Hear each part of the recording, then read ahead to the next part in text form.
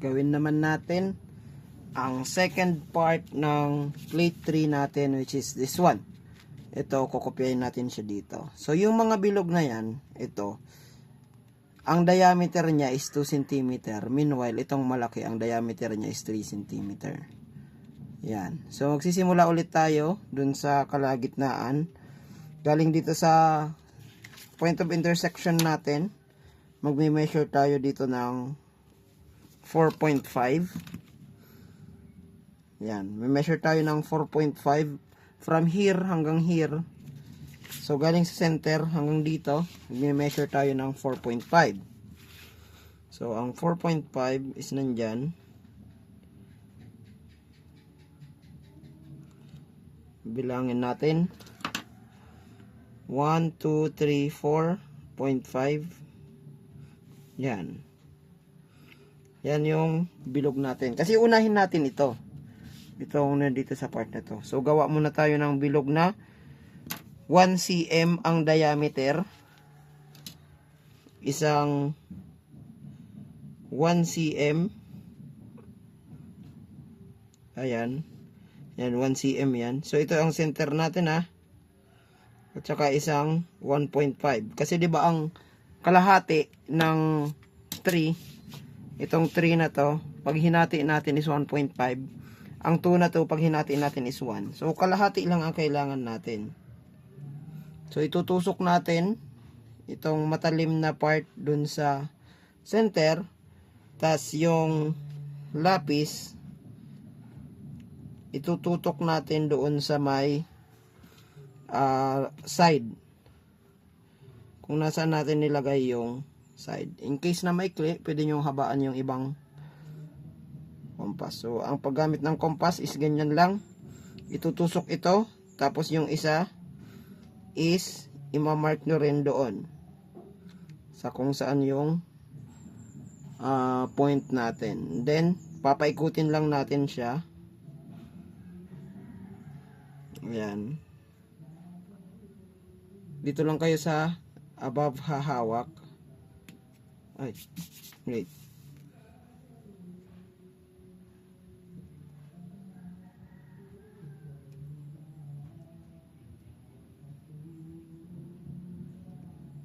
Ayan, wait, nasobrahan naman.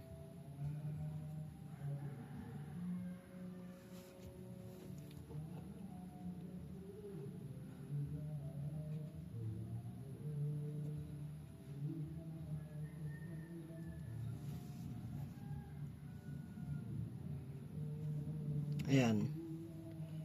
Papaganyan siya. Tapos papaikutin natin. Dito naman, sa malaki. Same center.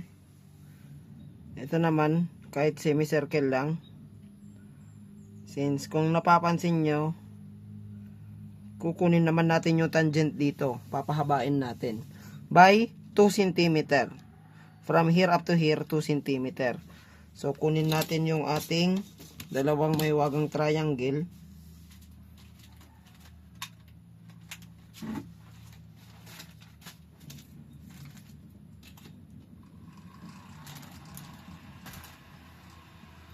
Yan, isang vertical. Tapos dyan, kunin natin yung tangency nung circle. Ayan, nandyan sa point na yan. Ito yung circle, diba? Kunin natin yung tangent niya. Para pag in-straight natin, dire-diretso lang. So, ayan, no? Tapos, erasin na lang natin ito. Kung napapansin nyo, diretso na yan, papunta doon. And, at the same time, ito rin. Kunin din natin yung point of tangency doon sa circle.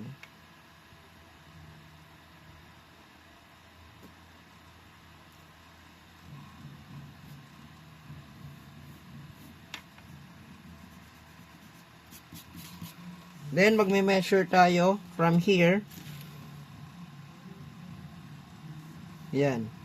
May measure tayo ng 2 cm. 1, 2. Yan. Tapos may pang 3 dyan. Isa pa. Sa baba din. 1, 2, tas isa. Kasi itong isa na to, measure ulit tayo ng pataas na isa.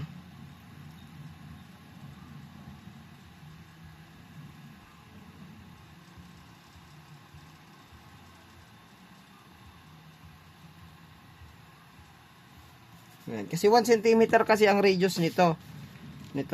So, therefore, kailangan is mahanap natin yung center niya gamit itong circle na yan. So, by using, saan na yung compass natin? Ito. So, i-1 cm lang muna natin. Gaganyan ko siya. Dito sa point na to. Tapos hanggang doon, sa point na yan. Papaikutin ko siya dito.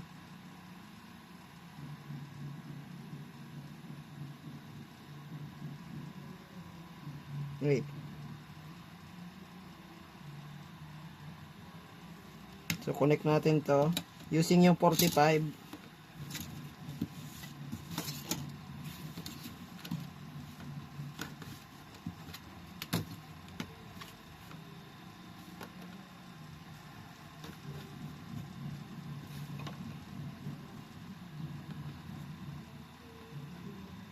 Pag ginanyan natin yan, pag kinonek naman natin itong nandito sa kabila, 45 degrees yan.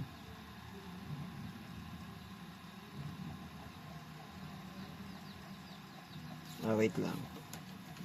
Tama. Kapag ganun pala siya.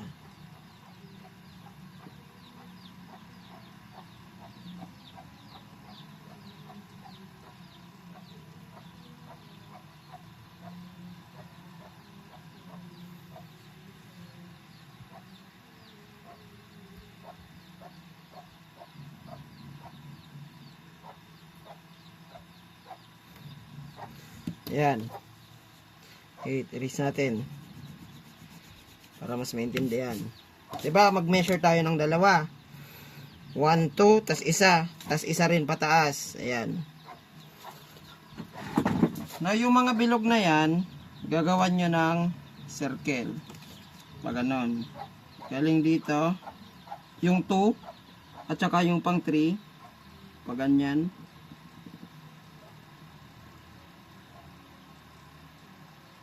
Ganyan. Tapos ito naman nasa taas, gagawan din natin ng papunta doon. Papaganyan. Yan. Kung saan nag-intersect, doon tayo gagawa ng bilog. Yan, papaganon.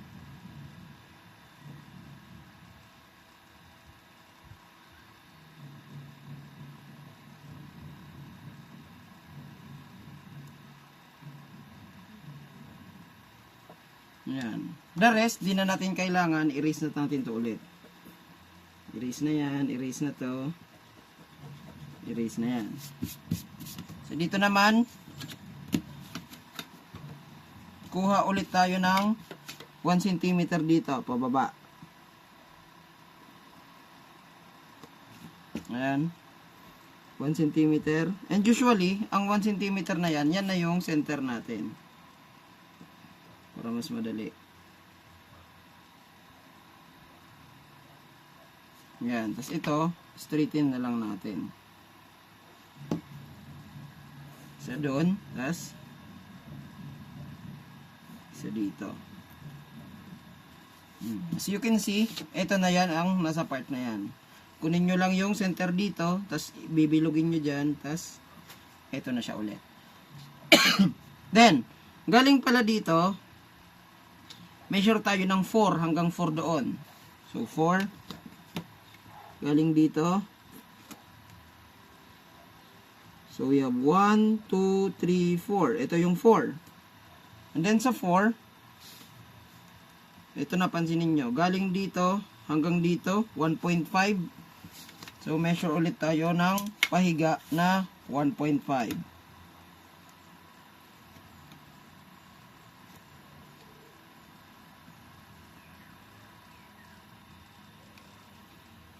Ayan, 1.5. Ayun. Diyan. Yan ang center ulit ng circle. Dito rin, measure ulit natin yung 4. Galing ulit dito. 1, 2, 3, 4. Hanggang dyan. Then, pakaliwa or pakanan, 1.5. 1.5 dyan. So, ito ulit ang center ng circle. Bibilogin ulit natin siya. Galing ulit dun sa circle, sa center. Hanggang dito. Ayan, dyan natin siya iikutin. O pa ganyan. Semicircle.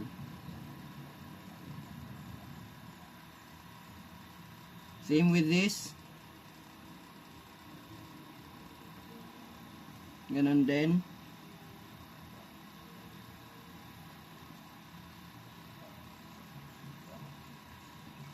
Semi circle din siya. Yan, straight na yan. Ito na yan. Tapos ito naman, ito at ito i-connect natin. So straight na lang naman na yan, pero may measure yan na 11. Dapat sakto yan. Yung ma-measure natin dyan. Kasi galing yan dito sa mga horizontal nito. Nung mga center. 'Di ba ito? Nandito yung horizontal niya. Ito naman, nandito naman yung kanyang horizontal. So pag measure natin yan, dapat 11 yan. Bilangin natin. 1, 2, 3, 4, 5, 6, 7, 8, 9, 10, 11. So sakto.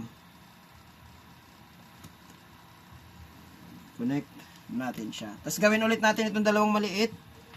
Galing dito, 1 cm. So 1 cm na radius. 1, 1. Ito rin, galing sa center. 1, 1. So ikot. Mula sa center hanggang dito. Sa ating radius, then ikot. Ayan. Tapos ito ulit. Ikot, ikot, ikot, ikot. Ayan. So ayan. Yan yung ating magiging trace nung ating ito. Dito sa part na to. So, pwede na natin siyang i-trace ng ballpen. Yung sa akin napapalitan. Palitan ko siya nung gagamitin ko pang ballpen, which is this one.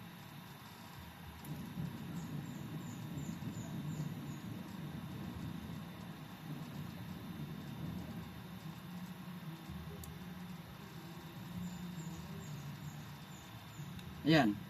So, ipapasok ko lang dito yung unipin.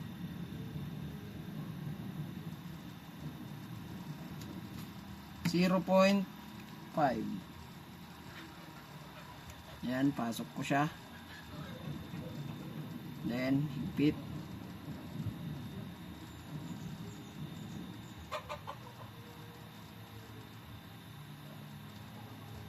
Ganyan lang.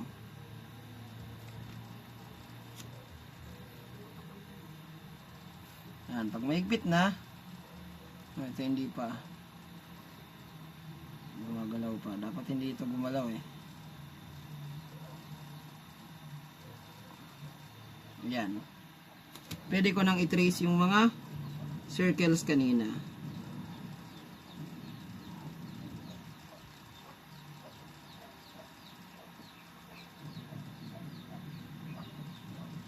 Yan. Ito naman.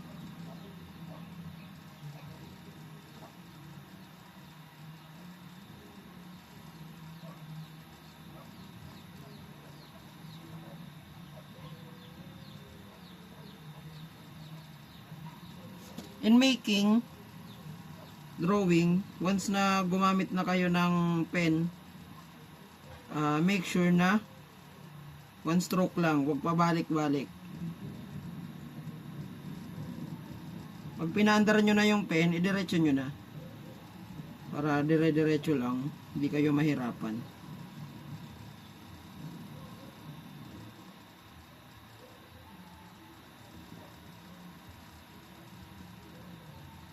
Ayan. Ito pa.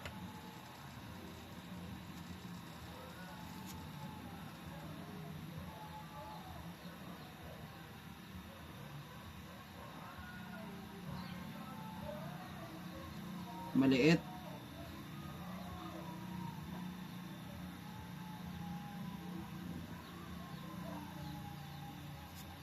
Then, ito pang maliit na radius na to.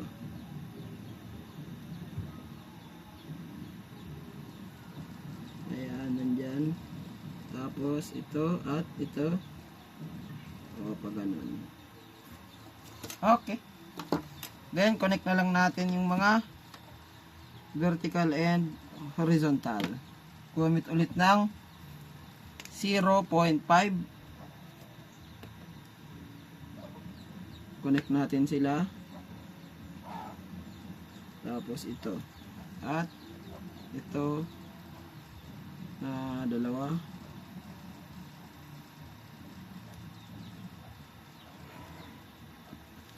Yan. Tapos ito ulit, dalawang horizontal.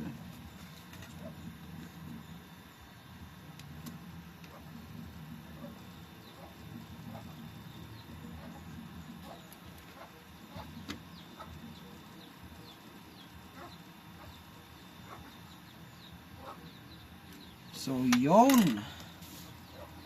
After that, gawin na natin ng dimension. So, dito kung papansinin nyo, ganyan yung mga dimension niya. Babaguhin natin yan. So, in making dimension ng circle, gawin natin is paganyan. Yung 45 degrees, yan, yung 45 degrees natin,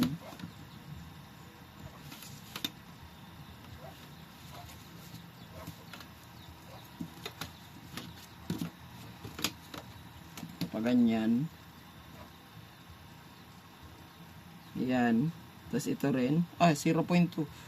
0.2 pala ang gagamitin natin dito. Uy!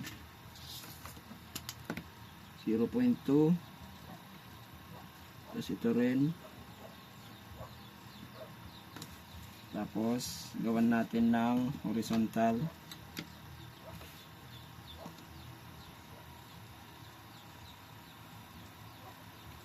Ganyan. Ito, ang radius niya is 1.5 cm. Ito naman, pag radius may R, pag ganito 2.0 cm bilog, tas may slash. Pag may slash, ang meaning niyan diameter. So yan yung naandyan. Ito rin, lagyan din natin.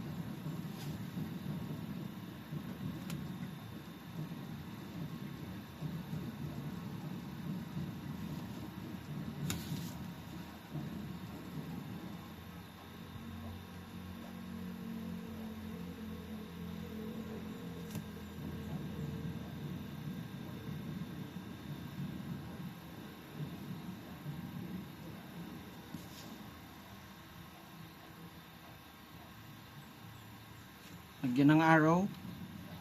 So this is 2.0 cm diameter, 1.5 cm R.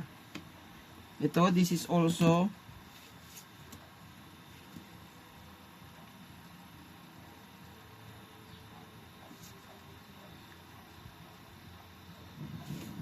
ito, diba, that is 1 cm R.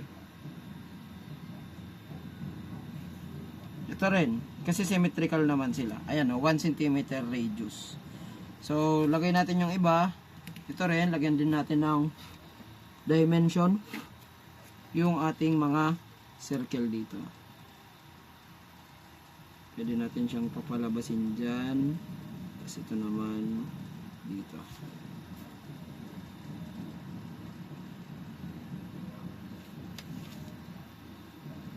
2.0 cm diameter, 1.5 cm radius. Okay, so ito naman galing sa center,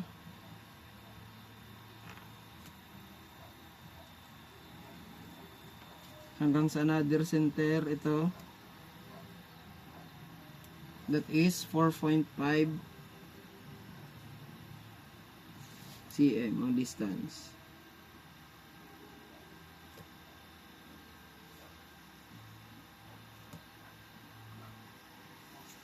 Tapos itong dalawang center naman natin,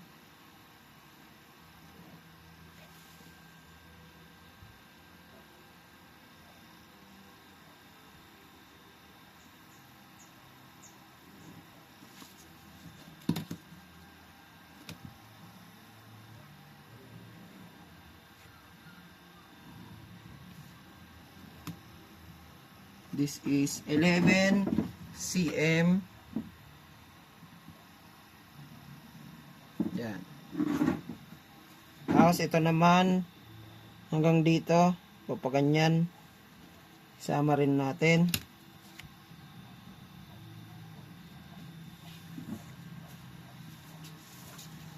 Dito na lang natin kasi wala ditong may space na dyan.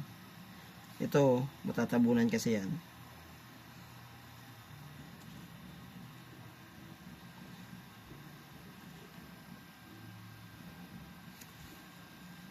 Hanggang dito.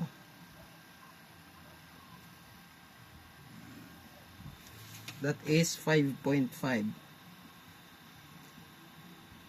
cm.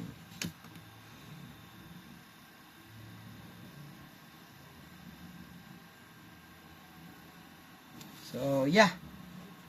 Yan na. Ito pa pala. Galing dito hanggang dito. Extend na lang natin ito.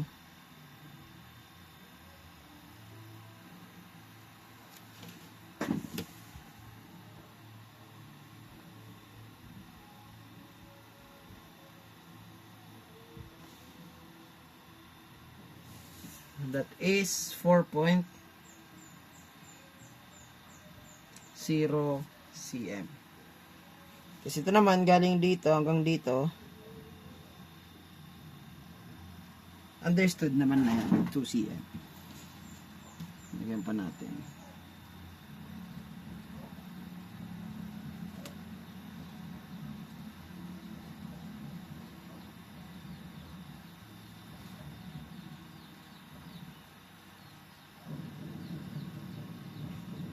So, that completes the 2 plates natin. So, pinag-isa na lang para medyo mas makatipid. Pero dalawa siyang plate na merong tutorial. So, yan yung plate 3 natin. Then, konting erase na lang. Huwag masyadong paka-erasein kasi baka mapunit pa. Konting erase lang. So, yan.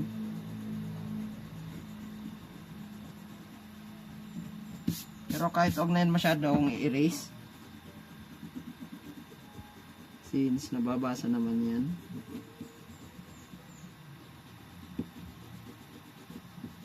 Konting linis lang. Konting linis. So, yun.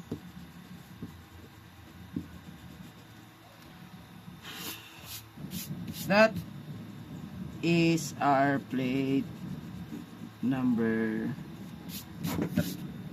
Yan yung plate 3 natin. So, gagawin siya for say 2 meetings. Estimatein pa rin natin. So, yan yung plate 3 na gagawin nyo. So, ito, isisend ko siya sa inyo. Meron kang ngayong guide, which is this one. Yung isa is walang guide. Papagawin ko kayo nung isa na walang guide. Kayo gagawa mismo nung plate na yon. Tatawagin natin yun as plate 3.1. Ito is plate 3. Yung isa is plate 3.1.